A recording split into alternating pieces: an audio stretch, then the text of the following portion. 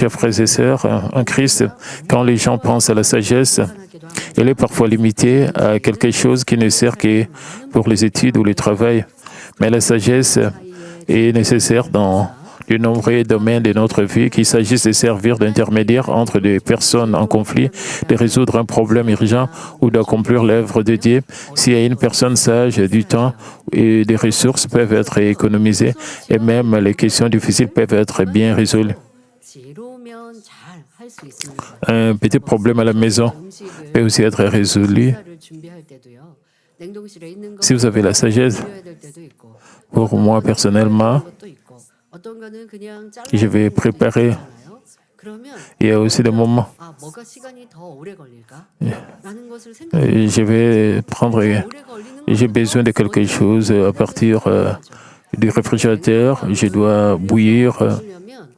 Il est très important de penser qu'est-ce qui doit être fait au début et ce qui doit être fait à la main pour que la nourriture soit aussi délicieuse que possible.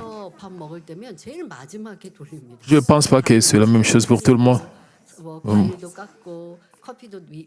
Moi, je vérifie d'abord si j'ai le riz dans mon congélateur parce que je dois d'abord mettre cela pour réchauffer le riz.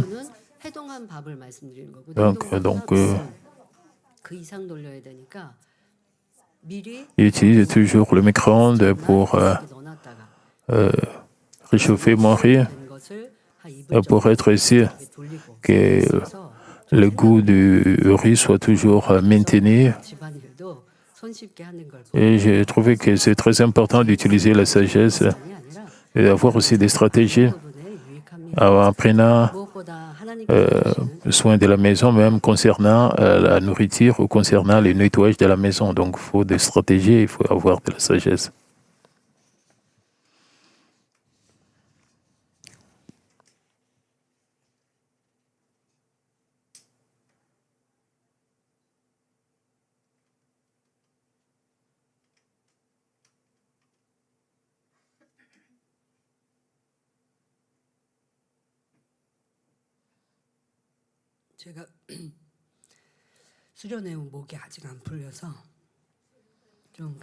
Après la retraite d'été,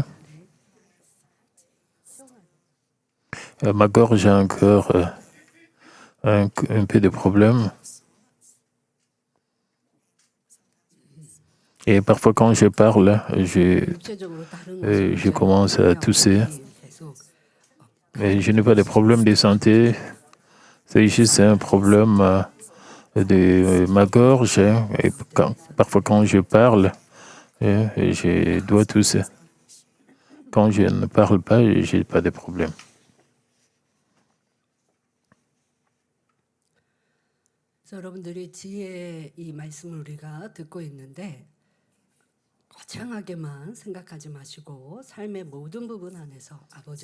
Quand nous écoutons le message sur la sagesse d'en haut,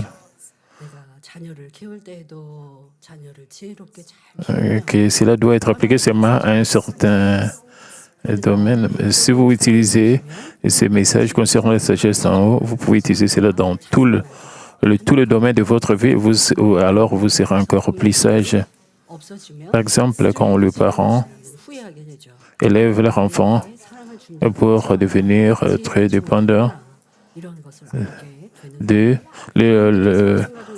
l'enfant ne sera pas capable d'être sage pour faire les choses de lui-même parce qu'il va toujours dépendre des parents.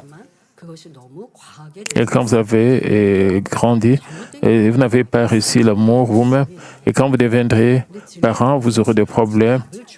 Peut-être vous allez donner beaucoup d'amour à votre enfant parce que vous n'avez pas réussi l'amour. Vous voulez faire de votre mieux parce que vous n'avez pas réussi l'amour quand vous avez grandi, mais vous voulez faire. Ce n'est pas toujours bénéfique de faire quelque chose à l'excès.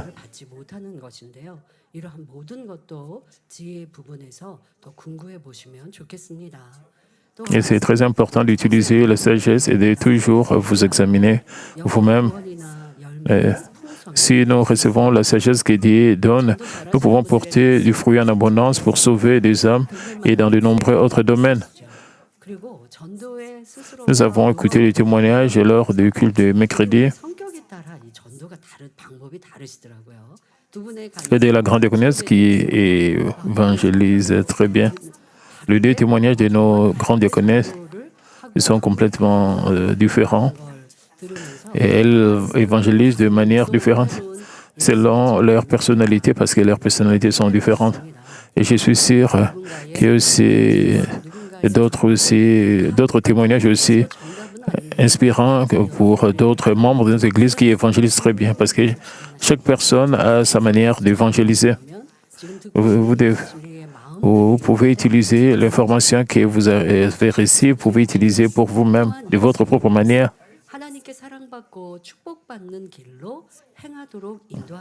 Alors, quand vous êtes comme cela, le Saint-Esprit peut vous aider à bien marcher. Donc, nous pouvons marcher dans la voie pour recevoir l'amour et le bénédiction de Dieu. J'espère que vous aspirerez tous à la sagesse d'en haut et que vous cultiverez pleinement les attributs de la vérité. La semaine dernière s'est concentrée sur la première caractéristique, être raisonnable. Aujourd'hui, nous examinerons la deuxième et la troisième caractéristique. Deuxièmement, une autre caractéristique de la raison et le contentement. Philippiens 4, 11 à 13 déclare « C'est pas en vue de mes besoins que je dis cela, car j'ai appris à être content de l'état où je me trouve. Je sais vivre dans l'humiliation et je sais vivre dans l'abondance. En tout et partout, j'ai appris à être rassasié et à avoir faim, à être dans l'abondance et à être dans la disette. Et j'appuie tout par celui qui me fortifie. » Et comme le passage l'enseigne, lorsque vous avez atteint un cœur raisonnable, vous demeurez en paix, votre cœur n'est pas ébranlé quand tout est prospère et va bien, et n'est pas ébranlé dans les circonstances difficiles. Cela peut être atteint avec le cœur de la raisonnabilité. Ce n'est pas juste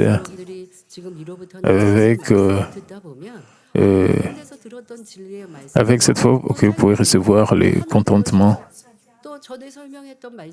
Vous allez réaliser que les différents serments sont liés les uns les autres et les différentes caractéristiques aussi sont liées les unes aux autres.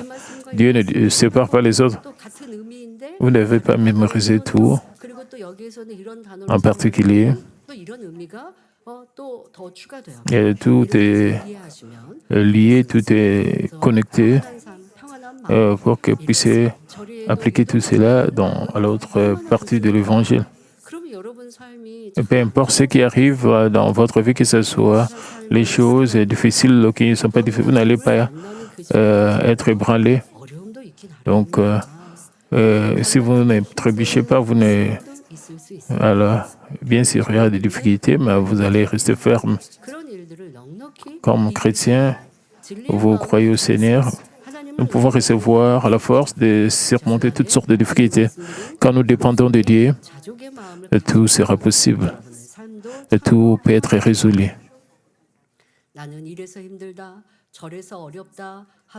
Au lieu de vous décourager, de vous plaindre, de savoir pourquoi la vie est si dure ou pourquoi la vie est si difficile, vous êtes capable d'en dire avec action de grâce et joie.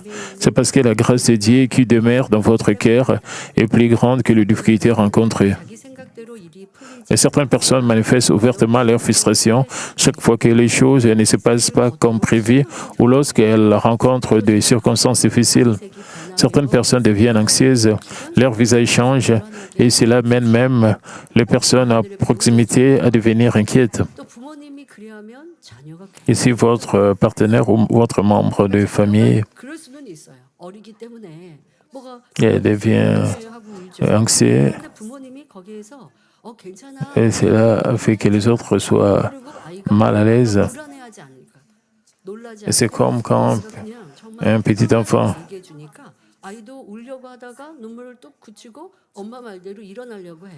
donc qui devient ça. Sale à cause peut-être je donc Peut-être l'enfant est tombé, mais les parents disent à l'enfant d'être calme et que ce n'est pas un grand problème, alors l'enfant peut être calme. Mais si le parent même devient anxieux et panique quand l'enfant tombe, alors l'enfant va aussi beaucoup pleurer parce que les parents ont paniqué. Mais quand l'enfant tombe, mais les parents disent c'est pas un problème, l'enfant peut aussi rester calme. Et quand l'enfant est grandi, quand les parents sont anxieux, paniquent, alors cela va aussi affecter l'enfant quand il va grandir. Et bien sûr, si le parent était capable de se maîtriser devant l'enfant, ça serait mieux, même. Et ce n'est pas toujours facile. Même dans le monde,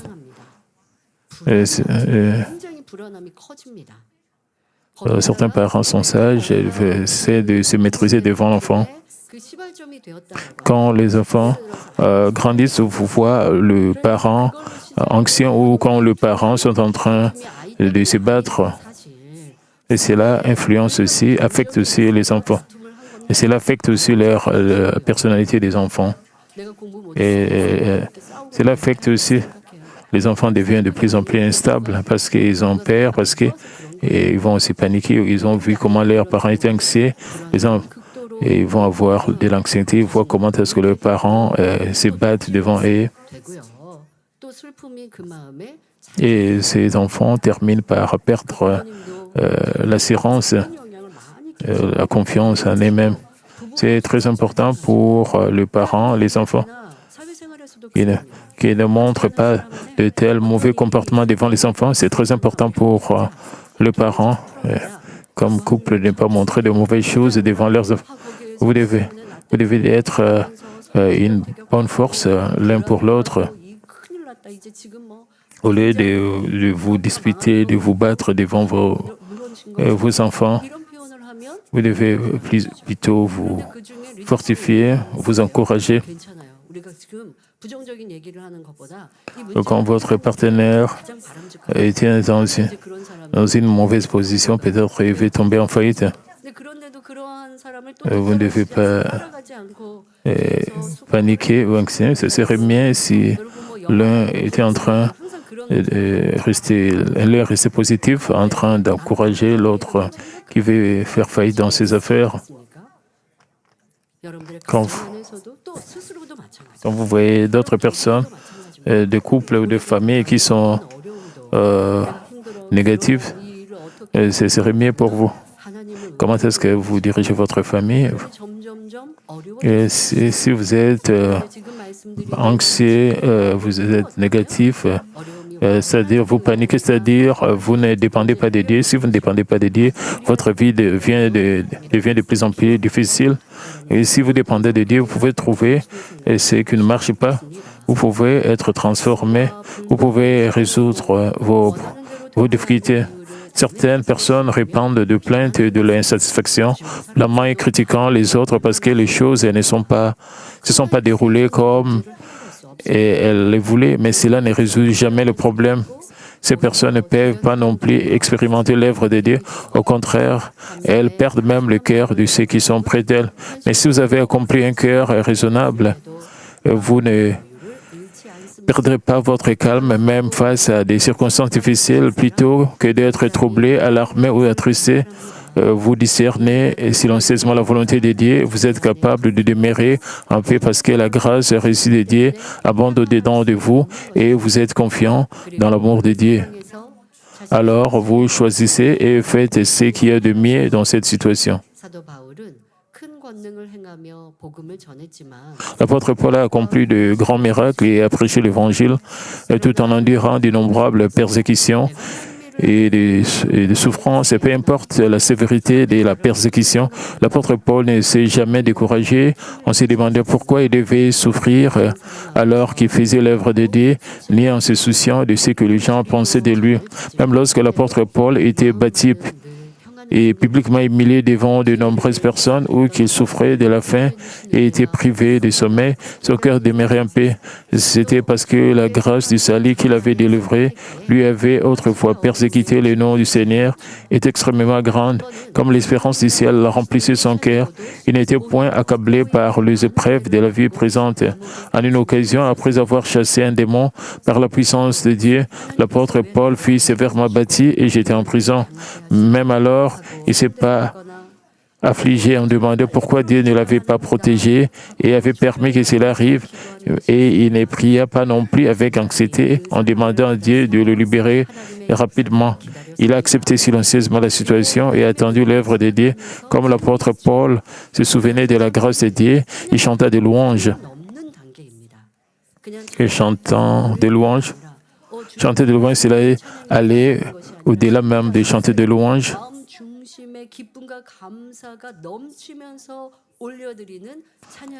Donc l'apôtre Paul chantait des louanges du fond de son cœur avec joie et rendant des actions de grâce à Dieu. Et ça devait être un parfum d'une douce odeur devant Dieu lorsque des chants d'action de grâce et retentissant à travers les ténèbres dans une prison au milieu de la nuit. Psaume 50, 23 déclare « Celui qui offre pour sacrifice des actions de grâce me glorifie, et à celui qui veille sur sa voix, je ferai voir le salut de Dieu. » Comme Dieu prenait plaisir à recevoir ces sacrifices de louanges, une œuvre extraordinaire s'accomplit. Un tremblement de terre se produisit, les portes de la prison s'ouvrirent et les geôliers avec toute sa maison vinrent à recevoir le Seigneur. À travers les croisades d'outre-mer de Manmin, nous avons pu acquérir une grande foi. Quand vous examinez les croisades d'outre-mer, tous les événements, et tout ce nous pouvons voir quel genre d'action, quel genre de foi Dieu aime, Dieu accepte toutes ces expériences pendant nos croisades d'outre-mer. Et cela doivent devenir votre propre expérience. Et vous devez appliquer cela à votre propre vie. Ne considérez pas seulement les croisades d'outre-mer comme des croisades d'outre-mer. Et pensez que votre propre vie est différente. Vous devez appliquer cela toute la fois, toutes les expériences, les événements qui ont eu lieu là-bas dans votre propre vie. Et comment est-ce que le pasteur Jrokli dépendait de Dieu pour que tout puisse bien se passer? Et toute cette fois, vous devez appliquer cela dans votre propre vie. Que ce soit de petit, donc. Et cependant, si nous jetons un regard en arrière sur le croisade dirigé par le pasteur de Jrokli, il y a eu de nombreuses occasions où des obstacles inattendus se sont dressés. Mais chaque fois qu'il s'est confié en Dieu et en toutes circonstances et qu'il a fait calmement ce qu'il devait faire, Dieu a toujours ouvert la voie. Durant la croisade du Pakistan, il y a eu une menace terroriste. Et juste avant que la croisade ne commence, le lieu fut soudainement scellé. Comme le pasteur émérite Jrokli avait l'église avait tout préparé, et tout était prêt. Mais les officiels du Pakistan ont fermé l'endroit où devait se tenir la croisade, comme le pasteur émérite Jrokli avait l'assurance que Dieu accomplirait la croisade. Il fit cette confession de foi en disant « Quand le temps fixé viendra, la croisade aura lieu ». Puis il confiait tout complètement à Dieu et attendit dans la paix. Donc, à ce moment-là, beaucoup ont dit être témoins de la manière dont le porte de fer est étroitement fermé s'ouvrir miraculeusement. Le pasteur émérite Jrokli n'était pas anxieux et il s'est reposé juste sur le divan. Il est resté très calme. Il s'est même reposé un peu. Il était très calme et avait la paix. Comment cela a été possible? Parce que le pasteur émérite Jrokli et donc recommandait tout entre les mains de Dieu. Il avait tout confié entre les mains de Dieu.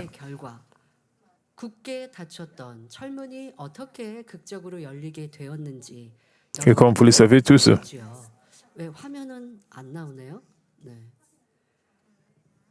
Et alors, les portes de fer étroitement fermées ont été miraculeusement ouvertes. Et à travers cela, beaucoup de membres de l'Église étaient capables de recevoir la foi. Ils ont gagné la foi à travers cette expérience. Bien sûr, vous pouvez dépendre d'eux et avoir l'anxiété ou avoir le doute.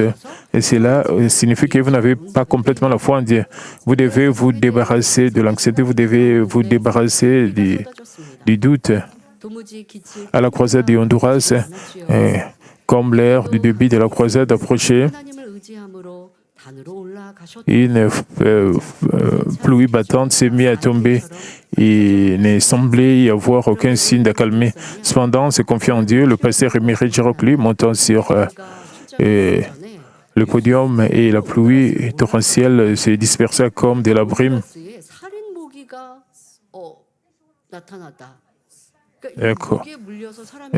Quand nous regardons l'information, avant d'aller au Honduras, il y avait un grand problème au Honduras parce qu'il y a beaucoup de moustiques. Si vous êtes piqué par ces moustiques, vous pouvez même mourir.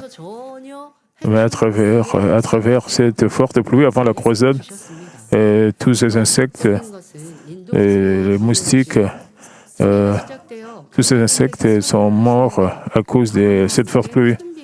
Donc, et quand le pasteur Émeric Girocli montait sur le podium, la pluie torrentielle s'est dispersée comme de la brume. Et bien sûr, l'équipe missionnaire a continué à prier pour la croisade, pour que la pluie puisse s'arrêter. Il ne pleuvait pas fortement dès le début. Ça a commencé par une petite pluie. Et ce qui s'est produit durant la croisade de l'Inde fut plus dramatique encore. Et cela a commencé à pleuvoir en Inde. Quand le pasteur Girocli a prié pour les malades, la pluie a commencé à devenir de plus en plus forte. Bien qu'il pleuvait, bien qu'il y avait un vent très fort, le pasteur Girocli a continué à prêcher.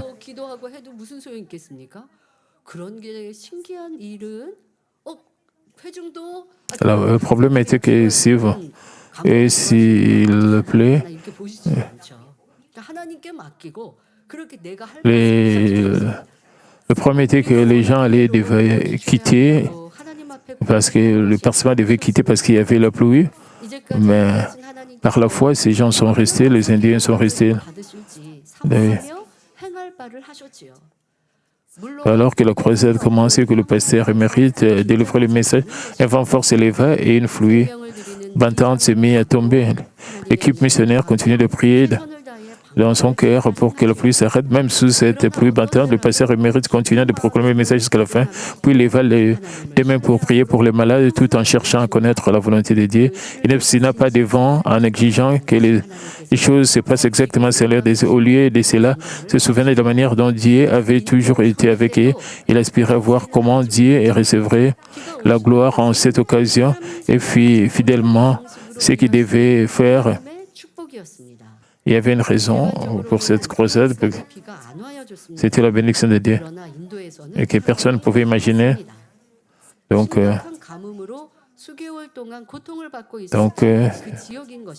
être inébranlable et en paix ne signifie pas être négligent, manquer d'un sentiment d'urgence. Au contraire, avec la résolution solennelle de donner et sa vie, une personne cherche la grâce de Dieu, fait tout son possible pour trouver la meilleure voie. Mais le profondeur du cœur demeure inébranlable, reposant dans la paix, par la confiance de Dieu. Lorsque cette confiance est authentique, Dieu répond toujours d'une manière merveilleuse et reçoit la gloire. La croisade de l'Inde était la bénédiction de Dieu, agissant d'une manière que personne n'aurait pu imaginer. Même si nous ne le savions pas sur le moment, ordinairement, il semblerait préférable qu'il ne pleuve pas durant une croisade. Nous pouvons voir sur l'écran à cause de la sécheresse en Inde. Mais la situation en Inde était différente. La région souffrait d'une sécheresse sévère. Ainsi, lorsque la pluie s'est déversée, c'est fait en réalité une bénédiction pour la population locale. Donc, quand le pasteur Jog est arrivé en Inde, et les gens qui attendaient à l'aéroport pour l'accueillir, ils devaient normalement quitter à cause de la pluie, mais ils suivaient la voiture. Ils étaient très contents en restant sous la pluie. Et nous réalisons qu'ils étaient vraiment dans la sécheresse. Et ils avaient besoin de la pluie. Quand il y a eu la pluie, quand le pasteur Emery Jorokli est arrivé en Inde, ils étaient très contents d'avoir de l'eau. Ils ont pensé que c'était vraiment la grâce.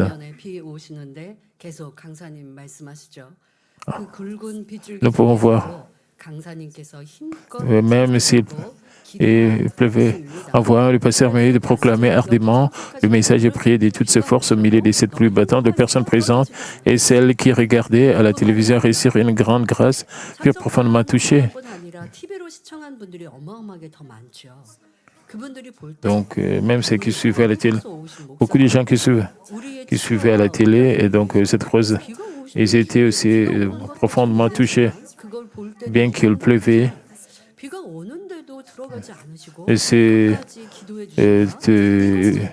prédicateurs internationaux qui viennent de la Corée continuent à prêcher, et cette action a touché, vraiment touché les gens qui suivaient à la télé.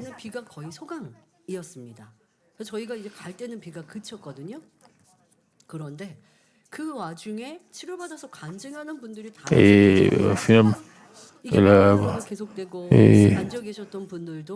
la pluie s'est arrêtée, mais les gens qui étaient là à la fin de la croisade, et ont continué à venir sur le podium pour donner leur témoignage. Donc, en conséquence, une foule inimaginablement nombreuse s'est rassemblée le lendemain et une grande gloire fut rendue à Dieu. En fin de compte, ce fut cette pluie battante qui permet à la croisade de devenir la plus grande, la plus fréquentée et la plus glorieuse de toutes les croisades. Et je me souviens parce que j'étais là, j'étais membre du comité de performance artistique. Après notre performance, nous descendions après la louange. Nous devions descendre, aider les gens pour leur témoignage. Certains membres du comité de performance étaient derrière aussi le podium. Et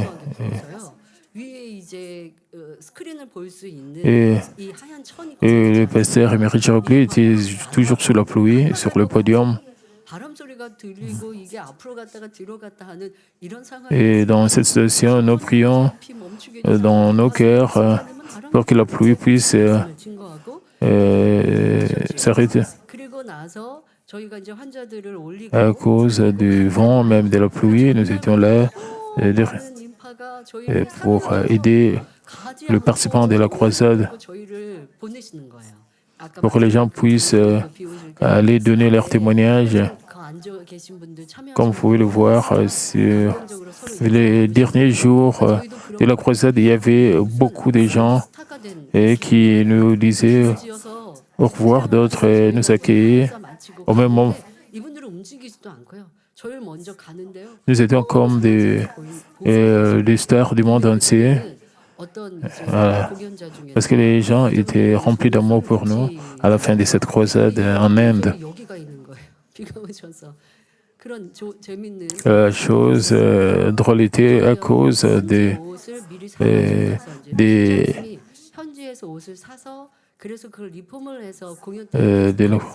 cause de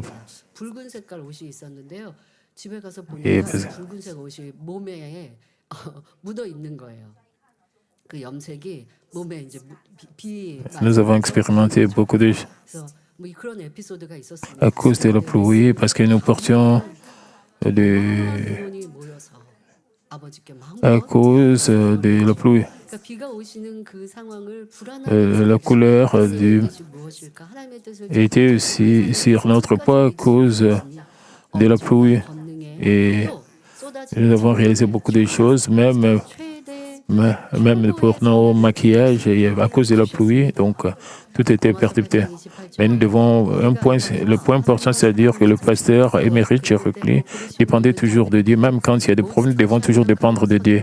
Romains 8, 28 déclare, nous savons du reste que toutes choses concourent au bien de ceux qui aiment Dieu, de ceux qui sont appelés selon son dessein. La foi ne consiste pas à s'attendre à ce que Dieu agisse selon la manière dont vous le voulez. Si vous croyez vraiment, vous devez vous confier en Dieu en toutes choses et discerner sa volonté. Alors, dans sa volonté, vous devez trouver le chemin que vous devez emprunter et y marcher par la foi. Lorsque vous êtes content en toutes circonstances, avec un cœur raisonnable et que vous continuez à rechercher ce qui est bon, le Saint-Esprit éclairera toujours la voie. Alors, vous êtes capable de discerner si c'est la volonté de Dieu d'avancer maintenant ou si vous devez vous retirer pour un temps puis progresser à nouveau. C'est la sagesse qui vous permet d'expérimenter l'œuvre de Dieu qui marche avec vous, même quand vous marchez dans la vallée de l'ombre de la mort.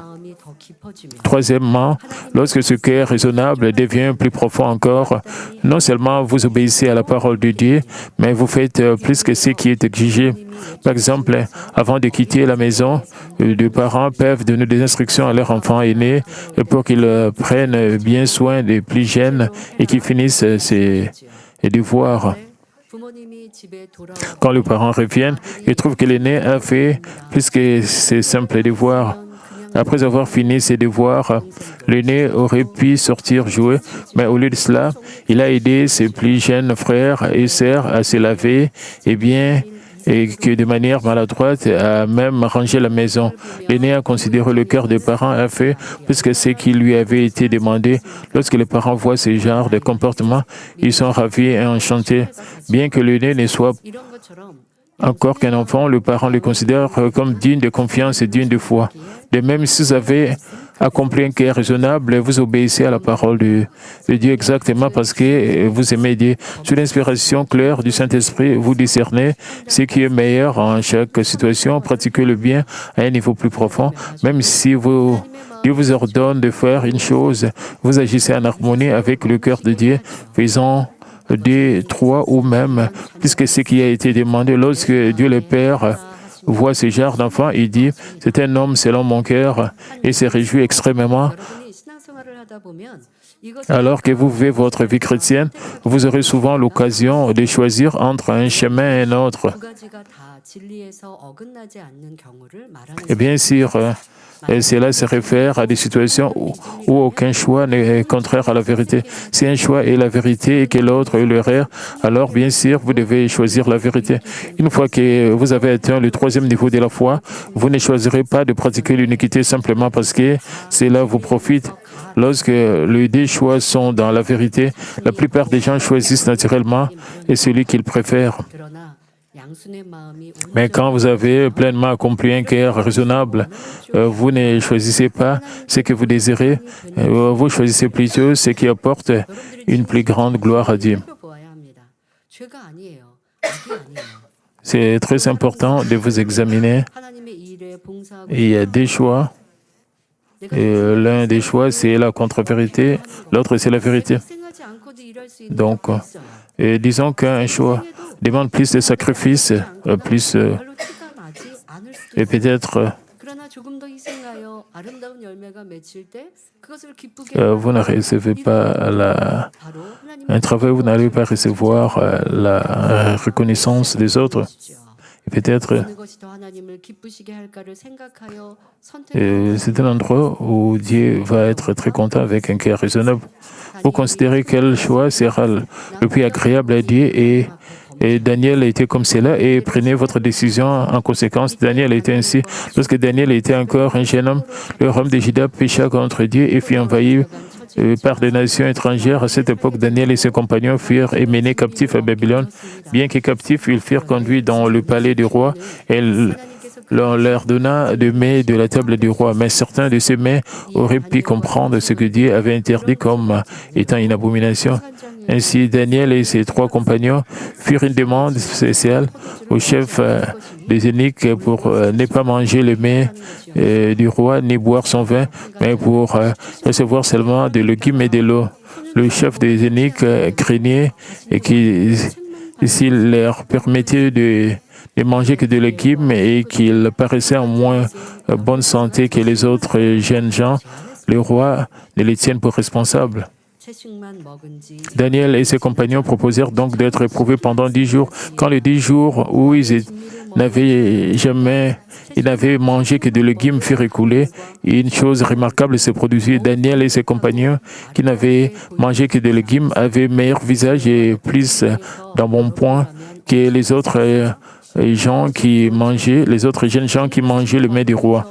Si vous avez été dans la situation de Daniel, qu'auriez-vous fait en tant que captif? Et il n'était guère en position de se plaindre de la nourriture donnée, d'autant plus qu'il ne leur disait pas de manger de la nourriture pauvre, mais de mets riches de la table du roi. Bien que certains de ces mets puissent contenir des éléments souillés selon la loi de Dieu, tout ce qui était servi n'était pas souillé. S'ils insistaient pour manger une nourriture différente, ils auraient pu s'attirer le plaisir du chef des eunuques et peut-être même la colère du roi. Comme les autres jeunes gens qui avaient été menés captifs avec eux, ils auraient pu facilement penser que la situation était insoutenable et simplement manger la nourriture.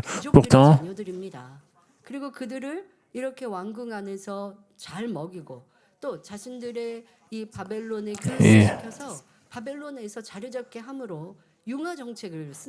Daniel et ses compagnons refusèrent volontairement le mets délicat du roi et choisirent de ne manger que des légumes. Et donc c'était obligatoire pour qu'ils puissent servir le royaume Babylone. Donc, comme j'ai dit, pourtant David et ses compagnons refusèrent volontairement le mets délicat du roi, choisirent de ne manger que des légumes, et Dieu fut grandement satisfait de leur cœur alors qu'ils cherchaient à choisir ce qui était le plus agréable devant lui en toute situation. Et Dieu était très content de leur décision. Ainsi, Dieu fit que leur visage était plus beau et leur corps plus vigoureux que celui de tous les jeunes gens qui mangeaient le mets du roi. Daniel 1,17 déclare: Dieu accorda à ces 4 jeunes gens de la science, de l'intelligence dans toutes les lettres et de la sagesse. Et Daniel expliquait toutes les visions et tous les songes. Parce qu'ils ont pris à Dieu, il leur accorda la sagesse en haut, et à travers leur connaissance exceptionnelle, leur intelligence et leur discernement spirituel, Daniel et ses compagnons réussirent de grandes bénédictions. Bien que menés captifs, ils gagnèrent la faveur du roi d'une nation étrangère et furent élevés à des positions de grande autorité.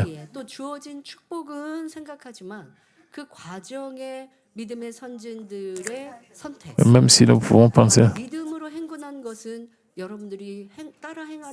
nous devons penser au sujet du processus, même des situations difficiles, de choisir seulement la volonté de Dieu, de choisir seulement le chemin de Dieu et de surmonter toutes ces difficultés. Cela nous amène aux bénédictions de Dieu, aux récompenses de Dieu. Choisir ce qui est le plus agréable devant Dieu en toutes circonstances n'est pas une tâche facile.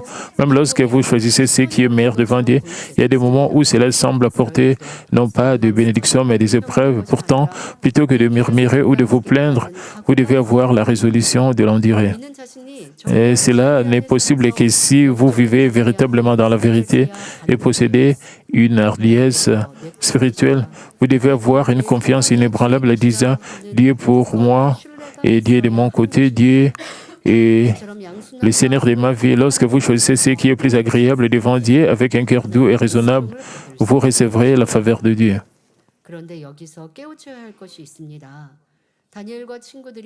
Mais il y a un point d'enseignement important. Avant que Daniel et ses compagnons ne puissent faire une demande avec assurance au chef des eunuques par leur foi absolue en Dieu, il est important de considérer quel genre de vie ils avaient mené. Du point de vue du commandant, il n'y avait aucune obligation d'accorder leur demande. En fait, le faire aurait pu les mettre dans une position difficile. Il aurait pu facilement les conduire catégoriquement. La raison pour laquelle il leur montrait une considération spéciale était que Dieu était à l'œuvre et que Daniel et ses compagnons s'étaient conduits d'une manière digne de confiance et de respect. Bien que menés captifs dans un pays étranger, il est important de savoir que leur visage, leur attitude et leur conduite devaient être doux, bienveillants, sincères et aimables.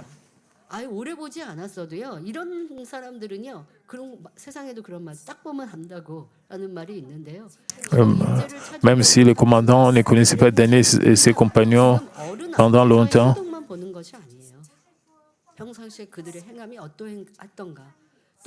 donc ils ont trouvé que c'était des gens, à travers les actions, qu'ils étaient sincères, ils étaient doux, ils étaient gentils. Même l'expression faciale était bonne. Même pendant ces laps de temps, Daniel et ses trois compagnons, ils ont vraiment montré l'arôme des Christ. Donc, en continuant continuellement sur la justice de Dieu, ils avaient édifié un témoignage par leurs ainsi Dieu agit et mis le cœur du commandant au moment important. De même, lorsque vous démontrez votre foi devant Dieu, il peut y avoir des moments où vous avez besoin de la compréhension, de la considération de ce qui vous entoure. Par exemple, vous pouvez désirer ardemment assister à un événement de l'Église, mais votre emploi du temps professionnel ne vous permet pas de prendre un congé, ou vous avez un engagement familial. Même dans ces conditions, vous devez avoir continuellement massé la bonté dans votre vie quotidienne. Au travail, vous devez toujours être diligent, gagnant la confiance des autres en accomplissant fidèlement vos responsabilités à l'avance et en veillant à ce que votre absence ne crée pas de difficultés pour ceux qui vous entourent. Si vous ne pouvez pas être avec votre famille à un certain moment, vous devrez agir de manière qu'ils sachent que votre cœur est toujours avec eux. C'est pas de la foi qui est de vivre comme bon vous semble et dire que vous suivrez la foi quand cela vous plaît en demandant aux autres de comprendre. Ce genre de comportement provient d'un désir égoïste. Les personnes dont le cœur est rempli de douceur et de raison sont exemples de motifs égoïstes. Lorsque vous êtes libre de toute ambition égoïste, vous n'insisterez pas seulement sur ce qui vous profite ou ce qui est sur ce que vous voulez sur le moment. Au lieu de cela, vous aurez un cœur généreux, une perspective plus large. Vous choisirez ce qui est le plus agréable devant Dieu. Lui apporterez de la joie et du délice et gagnerez le cœur de ceux qui vous entourent. Ce n'est que lorsque vous vous conduisez de manière irréprochable devant les autres que Dieu peut agir sans donner à Satan des occasions d'accusation et de recevoir ainsi la gloire. Je prie que vous compreniez le principe de la justice de Dieu et que vous cultivez des cœurs de vraie douceur et des véritable raison. Aujourd'hui, nous avons examiné la douceur raisonnable. Nous avons appris que la douceur raisonnable est le parfum d'un cœur bon et beau manifesté à travers le bon fruit de ses paroles et de ses actes. Nous en avons examiné les caractéristiques. Premièrement, elle apporte la paix au cœur d'une personne et lui permet de discerner par la vérité en toute situation sans être bon. Deuxièmement, elle se caractérise par le contentement. Lorsque vous avez accompli ces cœurs raisonnables, vous ne perdez pas votre calme, même dans des difficultés inattendues, mais que vous cherchez silencieusement la volonté de Dieu, faites fidèlement ce que vous devez faire, pourtant un fruit meilleur. Troisièmement, à mesure que le cœur raisonnable devient plus profond, vous obéissez à la parole de Dieu et faites ce qui est et vous faites plus ce qui est exigé en toute situation. Vous vous demandez de ce qui est le plus agréable en vivant en conséquence, soit que vous mangez, soit que vous buvez, soit que vous fassiez quelque chose autre. Vous êtes capable de tout faire pour la gloire de Dieu. Chers frères et sœurs, comment Dieu pourrait-il ne pas vous aimer et ne pas vous donner de bonnes choses? Dieu vous remplit de la sagesse d'en haut et reçoit une grande gloire à travers vous. Je prie que vous viviez également avec Dieu et sa vérité au centre de tout ce que vous faites, que vous viviez une vie bénie et que vous marchiez ensemble avec le Seigneur.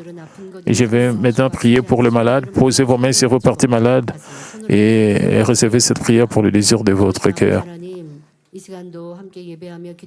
Le Père Céleste, merci. Et pose sa main et surtout et qui reçoive cette prière. Et Père, pose sa main que toutes sortes de maladies, de faiblesses, d'infirmités puissent les quitter et que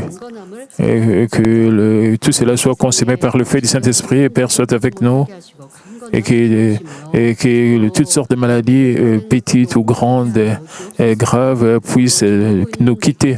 Père, aide-nous et que nous soyons plus fortifiés et que nous soyons en bonne santé et spirituellement et physiquement, que nous puissions bien voir, puissions bien marcher, que bien entendre. Père, soit avec nous et que nous soyons plus fortifiés dans le Seigneur. Père, protège-nous. Et pendant cette semaine, que tout soit prospère. Protège aussi les étudiants qui puissent bien, les étudiants qui puissent rencontrer les bons amis. Père, pose la main sur tous nos membres ici en Corée, partout à l'étranger, dans nos églises branches, avec tes yeux enflammés. Protège-nous, qu'il n'y ait pas d'accident, qu'il n'y ait pas d'incident. Père, nous te remercions. Au nom de notre Seigneur Jésus-Christ, j'ai ainsi prié. Amen.